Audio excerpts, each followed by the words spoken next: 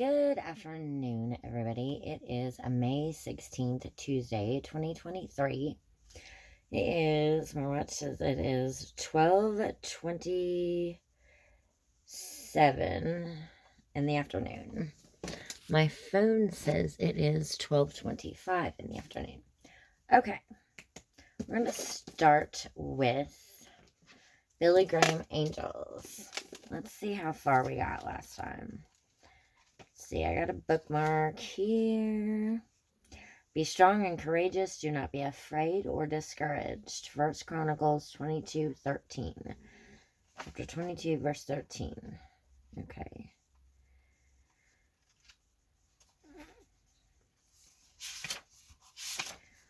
Alright. I guess we will start there. I've got several bookmarks. I've got one, 2, 3. I've got 3 bookmarks in this book. I love this book so much. This is my Grandpa Paxton's book. I love this book so much. Plus it just confirmed that my dream was true. Okay. So we're going to read the preface or preface to the 2nd edition. When I decided to preach a sermon on angels, this is Billy Graham, I found practically nothing in my library. Upon investigation, I soon discovered that little had been written on the subject in this century. This seemed a strange and ominous omission. Bookstores and libraries have shelves of books on demons, the occult, and the devil. Why was the devil getting so much more attention from writers than angels? Some people seem to put the devil on a par with God. Actually, Satan is a fallen angel. Even when people in our modern age have had their attention drawn to the subject of angels, from time to time, those ideas have often been fanciful or unbiblical. As I write this preface to the 2nd edition, a popular television program tells the story of an angel who has been sent to earth in the form of a man to help people who are facing problems. The popularity of the program suggests many people find it great entertainment, but I cannot help but feel it also reinforces the idea in many minds that angels are just a product of our imagination, like Santa Claus or magical elves. But the Bible stresses their reality and underlines their constant, if unseen, ministry on behalf of God's people. In a materialistic world, which nevertheless is riddled with evil and suffering, we need to discover afresh the Bible's teaching about angels.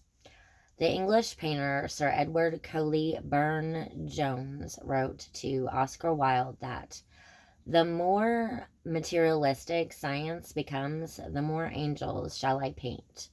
Their wings are my protest in favor of the immorality of the soul.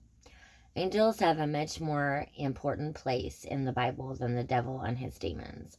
Therefore, I undertook a biblical study of the subject of angels. Not only has it been one of the most fascinating studies of my life, but I believe the subject is more relevant today than perhaps at any time in history.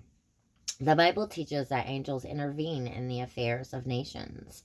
God often uses them to execute judgment on nations. They guide, comfort, and provide for the people of God in the midst of suffering and persecution.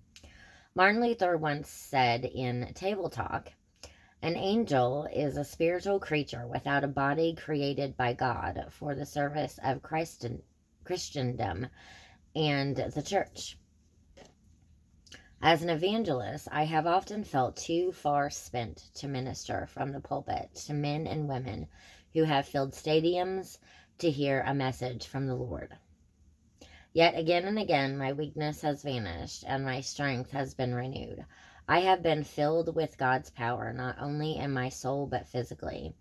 On many occasions, God has become especially real and has sent his unseen angelic visitors to touch my body, to let me be his messenger for heaven, speaking as a dying man to dying men. Okay, so that is all for, we'll just say, part 1 of the preface to the 2nd edition. Let's put part 1. Okay. Thank you for watching.